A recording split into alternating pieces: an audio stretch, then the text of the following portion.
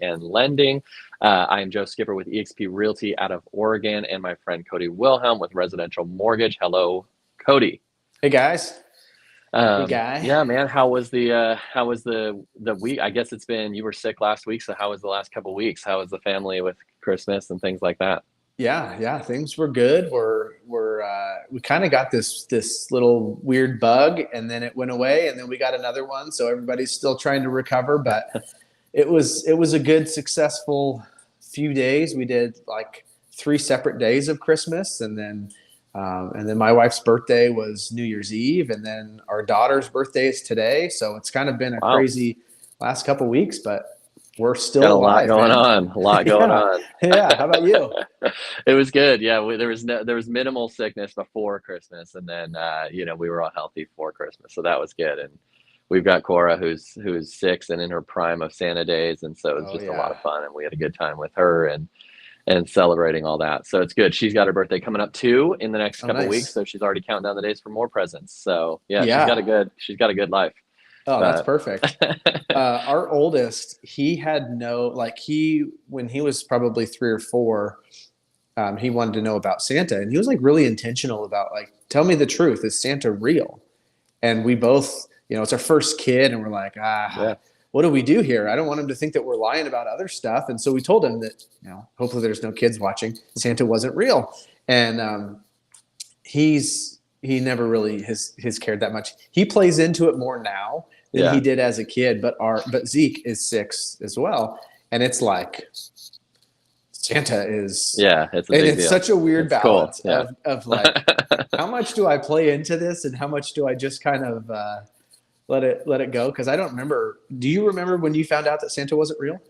Um, I have not found out yet, and let me tell Oh, you why. Because oh, my dad sorry about still to that. this day says that Santa Claus is real. So That's great. I've never had the talk, and he would sell me right now that Santa Claus is real. I love So, it. which has made me, hey, I've lived my life fine knowing that. So, Yeah, well, just black out what I just said. yeah, I ignore you. There's a lot of naysayers out there, and I'm not Ignore listening. the So. haters. Well, hey man, there's a couple things that like have been a couple questions that have been asked, and I know that going into the new year, you wanted to chat about a pretty big topic, especially if you're self-employed and looking to get into the housing market or anything like that. So I Yeah. know that you wanted to chat about that, and we've got a couple other questions that came up, and so yeah, if you want to start talking about that and what the new year brings and what Hmm. self-employment brings to the buying and selling process, well, not selling process, but buying process, particularly with homes and self-employed people. Yeah. So it's something that comes up all the time. Being self-employed, you have the flexibility for write-offs, and most of the time, business owners are going to write off as much as they can to save on the tax liability. So, which is good. Keep doing that. But what I wanted to just kind of chat about a little bit is if you are self-employed and you think that you want to buy a house in the next year, 2, 3, this is the time to really start planning that out, because if you do write off as much as you can, that is going to take away from the bottom line that we can count. Because when we're pre-approving someone, when we're doing the financing for somebody that is self-employed, we start with the bottom line after write-offs. So if you make $150,000, say you made $150,000 last year, and you have $70,000 worth of expenses, and you write all that off, we might only be able to count your income as, say, $70,000 a year. And then there's a couple different adjustments that get made. Some write-offs, some deductions can actually count as income, and some take away from your income. So the biggest thing is, if you have a CPA, if you have an accountant, let them know that you are planning on buying a house in the next year or two, so that they can help structure your taxes in that way. Because as a CPA, their job is to bring you the best tax benefit, right? Write off as much as we can, and use all those rules to your advantage. So if they know that you're planning on buying a home, then working with your loan officer, trying to figure out, what do you need, what do things look like, what can we work with, to really plan ahead, rather than getting into it and then finding out, oh man, my income's way lower than it needs to be. Um, you can always amend your taxes, but it's a lot easier to just plan for it ahead of time. And then that way your accountant, like I said, they understand where you're coming from, what you're doing, and they might be able to help with changing the write-offs, putting different things in different spots to where it's not going to hurt you. But I figured it's a good time to talk about it. Beginning of the year, most people start planning, gathering all their documents to start getting things ready to get their taxes filed in the next couple weeks, couple months. So if you can plan ahead, it's going to save you a lot of headache in the future.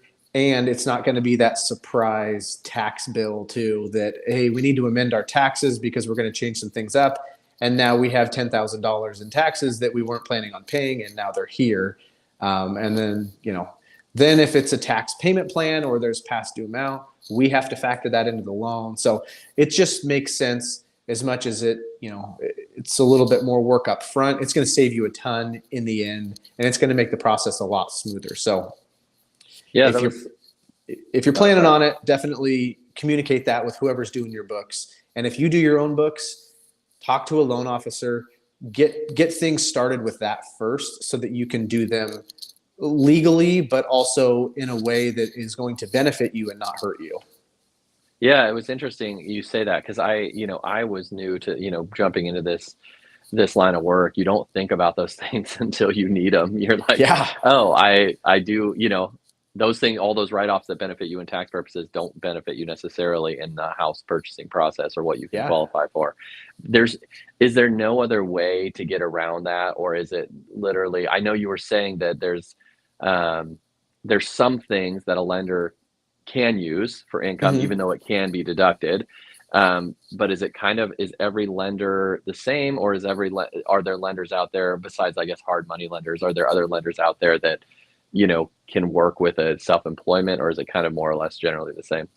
So it's pretty much the same. The main FHA, VA, USDA, conventional, like Fannie Mae, Freddie Mac, all of those agencies, they have the same guidelines for every lender. Okay. Some lenders might have what we call overlays, which just mean that they have rules on top of what FHA has or Fannie Mae has, just to be even safer about things. But we all have to go off the same guidelines that they provide.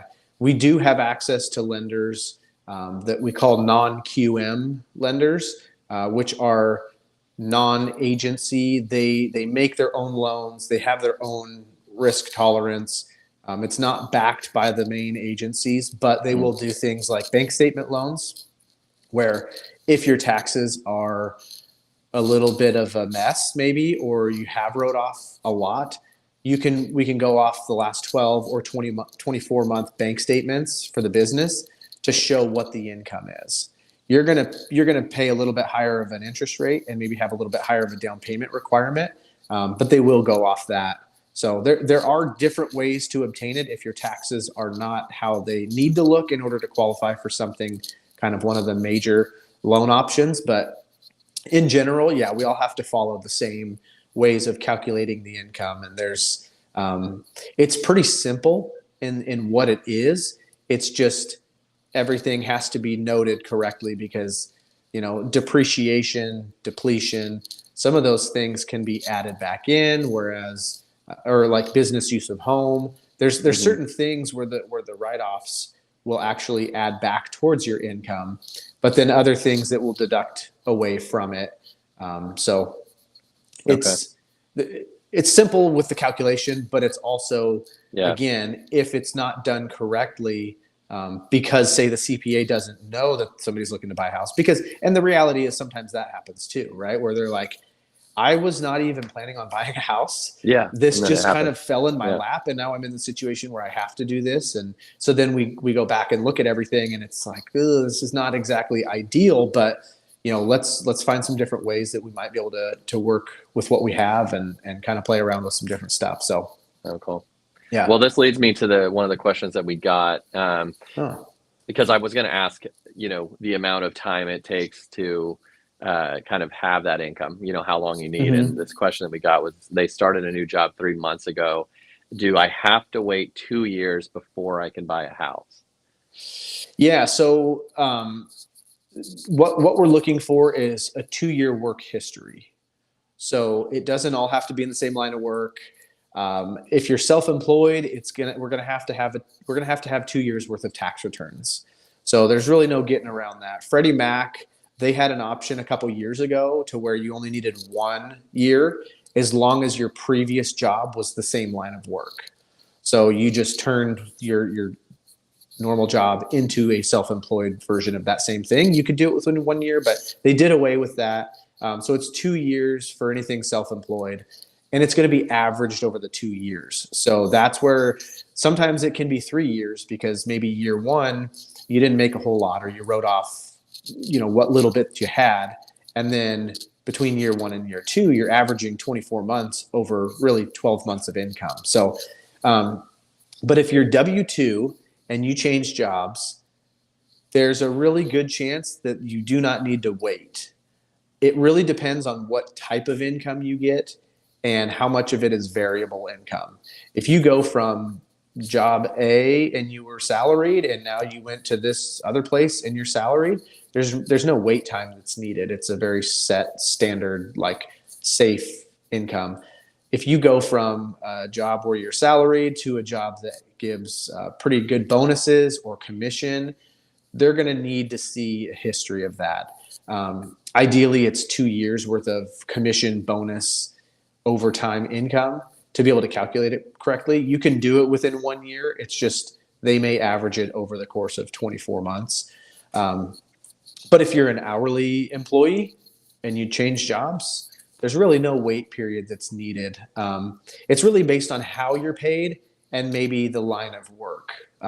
Just if it's a completely different industry, completely different pay structure, they're going to want to see that you can continue to make this money over the course of 6 months or a year, rather than, you start out great and then for whatever reason your income just starts to decline. So to answer that question, I guess I kind of went a long-winded version of that, but I would say you shouldn't have to wait 2 years, but also reach out to your loan officer to really find out with your situation if there is a wait period needed. But 94% of the time, you shouldn't have to wait. So not to dive into this, too much, but it makes me think when you're saying that stuff is, so if you had someone, so say someone, I'm just using a hypothetical, tell me if it's a stupid hypothetical, but Mm-hmm. say someone, comes from a W-2 and then starts their own business, starts a brick and mortar shop. Do you have a quick answer for us to say what they should do? Because it sounds like a traditional lender is not going to work in that sort of scenario, but they're like, they go to a brick and mortar and then they want to buy a house or they need to buy a house. Is Yeah. it something that a traditional lender does, or what other suggestion do you have to someone like that? So they just started the business and they I'm don't saying they're have, W-2. They just started the business a few months ago, and it's just yeah. ramping up. And they have some statements and have some income, but is that something? It's more of an unconventional type of way to get a loan, or is that something that you can work with, or other lenders can work with? Yeah, that one is going to be really tough. I'm not aware of anybody that would take that on. That would be something that's a little bit more like hard money type of Yeah, loan, but most hard money lenders, they want a short term, yeah, six yeah, months. It's for more sure, for flipping houses and stuff. for So sure. I can dive into that and see if I can find something and bring it back next week to share what I have found. But off the top of my head, no, I'm not aware of anybody that would be willing to take that on with such a short history of the business. But again, it's Yes, situational. You might yeah, find, yeah, like, we can do loans that are only our own loan. They're called portfolio loans. So our bank gets to pick and choose whether or not they want to yeah, approve it. So you could have a really good track record and have brought over a bunch of clients with you, and you might be able to make a pitch to where it could work. But initially, my gut would say probably going to need a little bit more than, I'd say 6 months to 12 months minimum to get somebody to be willing to take that on. But yeah. It's never interesting know. because it's something that, like, I didn't think of, and I think a lot of people don't think of. And you just to kind of assume, especially people getting into a business or starting their own business, you don't think about the fact that you have to have that track record. And it's something that we've talked Hmm. about is because people only do these deals, I don't even know what the official average is, but most people only sell what, three, four homes maybe in their life, or Yeah. three or four homes in their life. And so, I'm just thinking, this is all hypothetical, but I'm thinking of those people that are like, hey, I want to start a business, I want to do this, and they focus on the business, and then 6 months later, they're like, I want to buy a house. And it's like, well, too Yep. bad. Obviously, there's other options depending on who they are, but in what they got going on. But it's just an interesting Yeah. thought that I'm just thinking out loud on is like how kind of deflating that could be, like It is. to not be prepared and just assume that, yeah, I could buy a house because hey, my new business is making me a ton of money over these Hmm. first few months, and it's like, well, too bad, like, Yeah. And it's so yeah, it's it's kind of unfortunate too, because a lot of times we can see, well, we can always see what the incoming money is for the yeah, business. And I think that's what's really hard for people that are looking to buy, and maybe they can't qualify for what they want because of the way that their taxes are structured. Is they're going, I make $150,000 a year. Yes, you do. Like, yeah, I can see that you make that, but by the time you write everything off, the way that the bank's looking at it is you have invested, because you're saying that this was an investment back into the business and yada yada. So at the end of the day, you took in this much. That's the hardest part, because it's some people know going into it, like, yeah, I know I write off a lot, so let's see what happens. And other people just don't realize the impact of what it is when it comes down to it. And it's a tough one, because yeah, yeah, self-employment, when it comes to financing, is not hard. It's just, it's the same kind of repetitive yeah. story. Unless somebody has owned a business for a while and they've bought homes in the past, Hmm. then they're usually pretty well dialed in. But a lot of times, self-employment, first time buying a home, we run into a lot of the same issues of too many write-offs, Yeah, or just not put in the right spot to where it yeah, yeah. shows how that all goes. So That's interesting. I don't want to yeah. go too much longer, but we did get a question of do you guys work with any stated income products? Mm. No, we do have some of the non QM lenders that we work with, but nothing that I am aware of for stated income. Okay. I'm sure there's places out there that will do that. I don't know how many people. I haven't heard of anybody, but that doesn't mean that they're not out there. I know there's pretty much a lender for anything that you could Yeah, think of. yeah, for Um, sure. but yeah, Okay.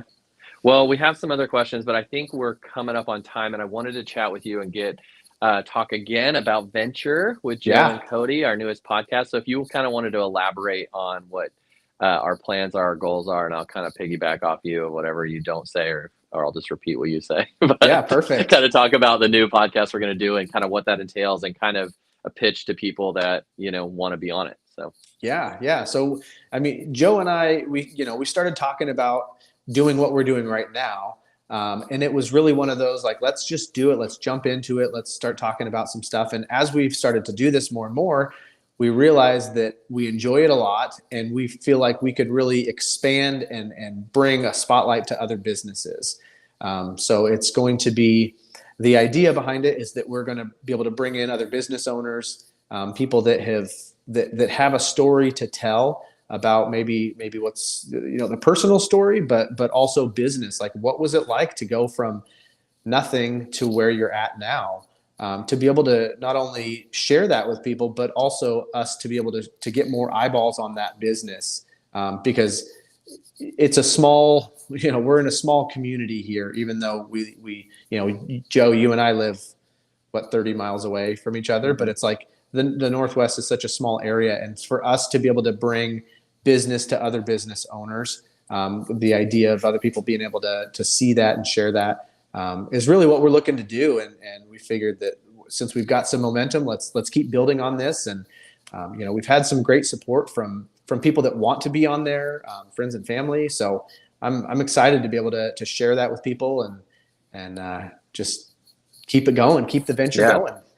Yeah, and I would say I would add on to that. That's exactly what we're doing, and that's perfect way to say it, but I would also say to anyone that is on the fence or anyone that's thinking that, oh, I maybe don't have this, the cool story, or I don't have this isn't that great or anything like that. I think you'd be really shocked at how influential you could be to other people that may be thinking about getting in your line of work and or your industry and have been held back because of ABC. So if you're Mm. thinking about doing it and want to chat with Cody, it's very informal. We're going to just chat about your history and where you came from and how you got to where you got. So if you're thinking about doing it, I would say do it.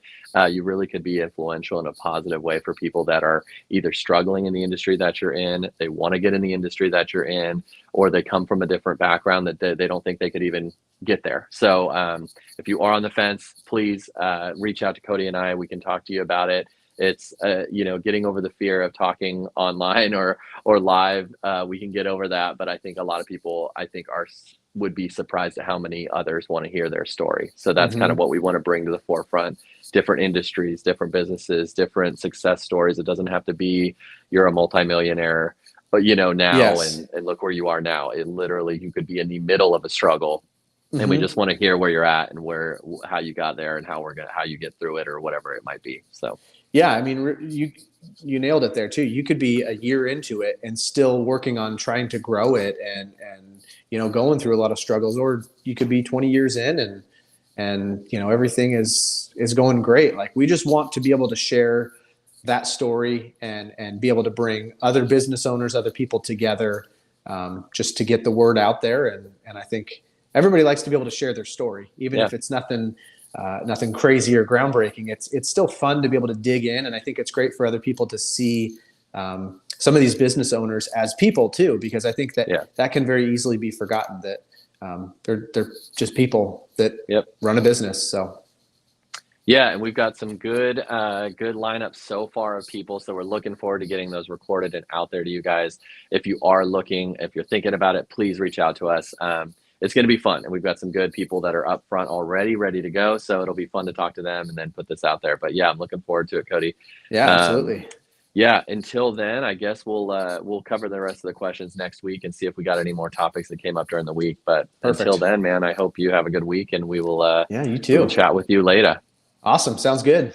Okay. Thanks, All guys. right. Hey, see ya.